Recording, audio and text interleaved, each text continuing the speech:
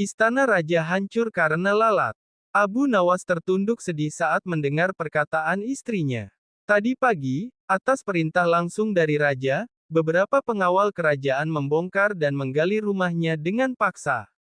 Istrinya memberitahukan Abu Nawas bahwa perintah untuk menggali rumahnya itu disebabkan karena raja bermimpi di bawah rumah Abu Nawas terdapat emas dan permata yang tak ternilai harganya.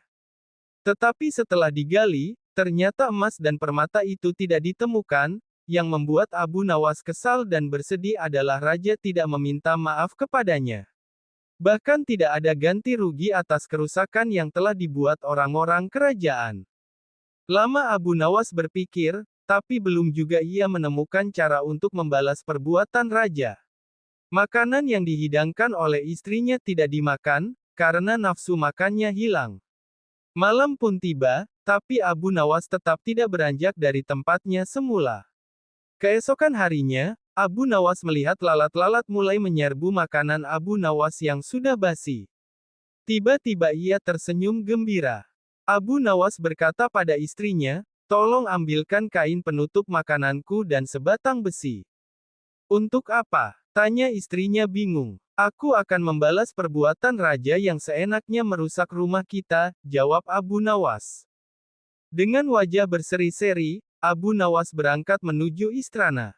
Tiba di istana, Abu Nawas memberi salam hormat dan berkata kepada raja, "Maaf raja, aku menemuimu untuk mengadukan perlakukan tamu-tamu yang tak diundang.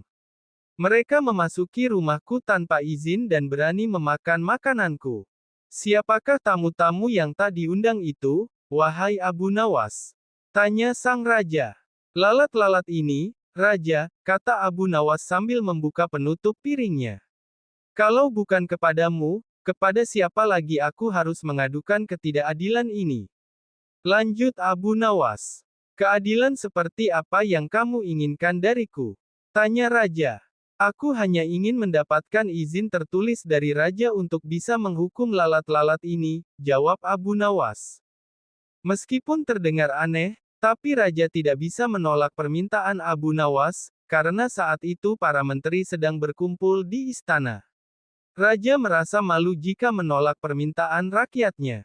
Dengan terpaksa, raja akhirnya membuat surat izin yang isinya membolehkan Abu Nawas untuk memukul lalat-lalat itu dimanapun mereka hinggap.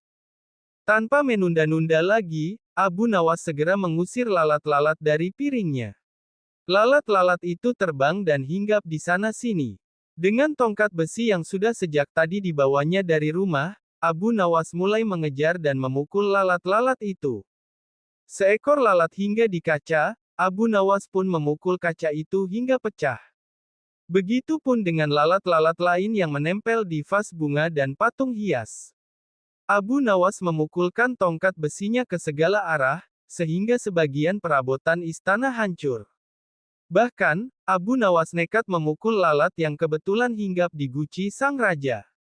Raja pun tidak bisa berbuat apa-apa kecuali menyadari kesalahannya karena telah merusak rumah Abu Nawas dan keluarganya. Setelah merasa puas, Abu Nawas pun pamit pulang. Kini barang-barang kesayangan raja telah hancur. Bukan itu saja, raja juga merasa malu.